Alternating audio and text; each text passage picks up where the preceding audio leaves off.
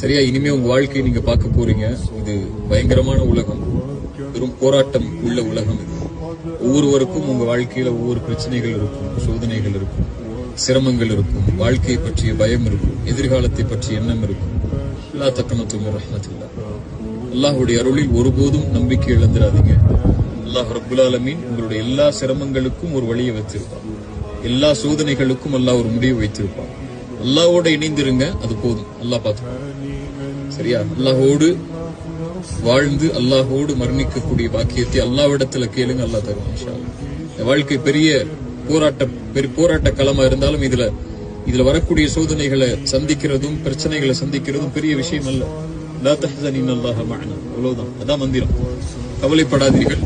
அல்லாஹ்வோடு நீங்கள் இருந்தால் அல்லாஹ் உங்களோடு இருப்பான்.